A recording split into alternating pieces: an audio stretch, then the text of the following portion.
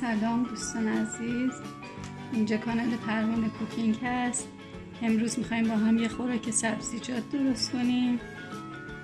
خوراک سبزیجات سالم، رژیمی هم میتونه باشه.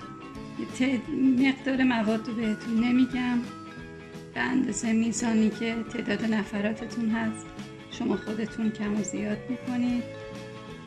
موادی که توی این غذا هست: کدوی خورشی داریم، فلفل دلمه، من رنگی استفاده کردم، میتونید فقط سبز استفاده کنید.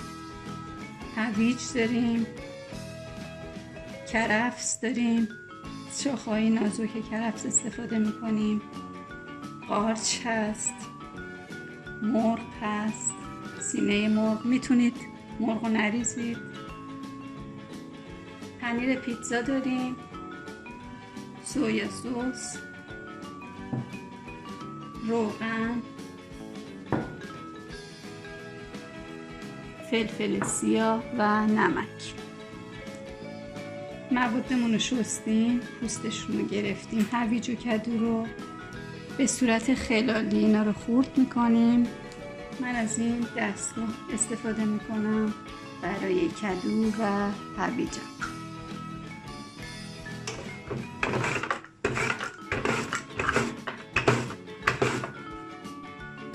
دوستان عزیز، همونطور که میبینید کدوهامون رو خلالی کردیم، هویجمون رو هم.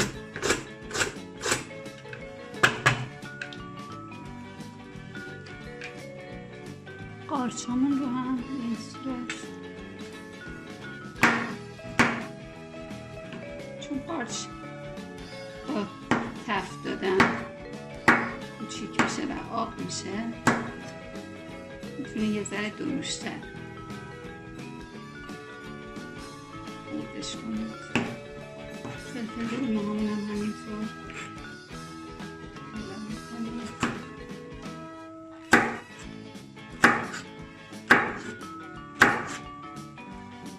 و کرفسمون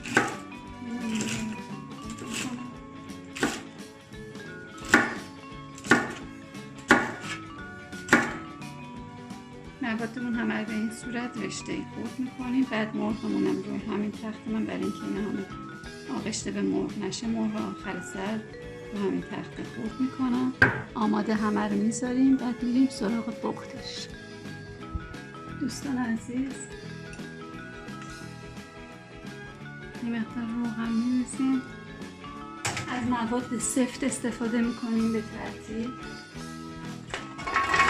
اول کرفسمون رو میریزیم،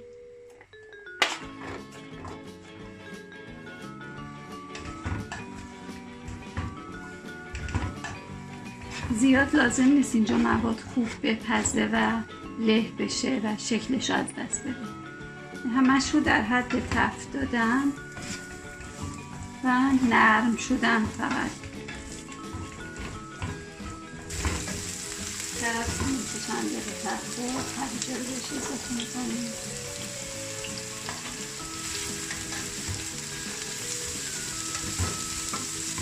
اینجا میتونیم مرغمون هم استفاده. البته میتونید اصلا مرغم نزنید بهش،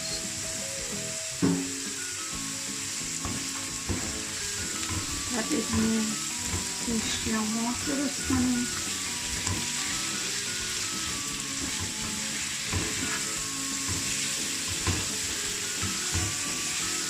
میتونید از رشته های گوشت قرمز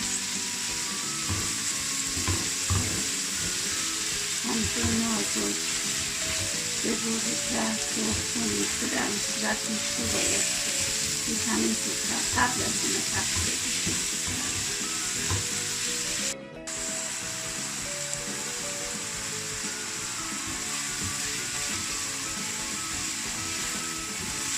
بعد چند دقیقه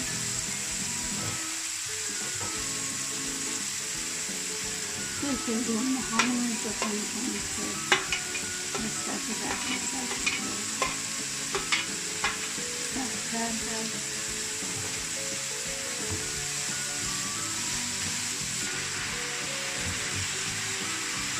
همونطور که می‌بینید مغازه من دیگه الان سفته.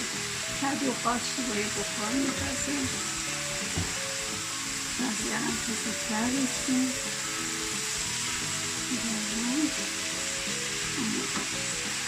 این خواهیم یک بشه که دیگه نشه چیزی.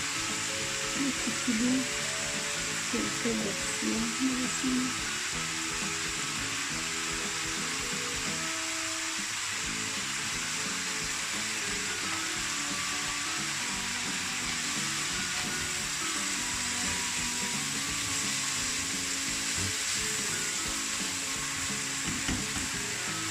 دیگه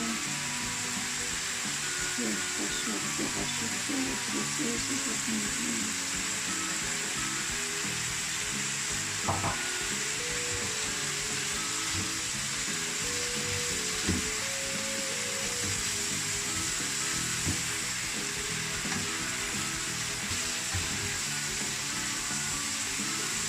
آماده شد. یک 2 دقیقه دیگه بهتره همه چیز رو می‌ریزیم و سریع برای سرو می‌ذاریم.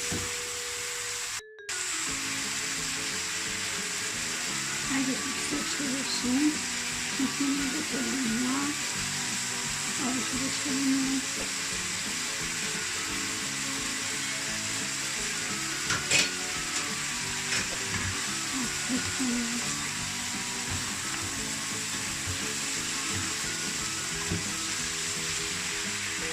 اینجا تنکیش رو می‌ریزیم روی جواب بکنیم. این آشپزخونه جوانده این مقدار پنیر رو آشپزخونه می‌ریزیم.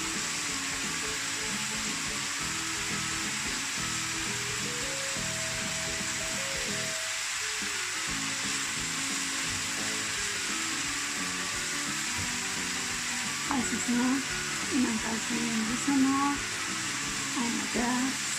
انشالله درست کنید و خوشتون بیاد.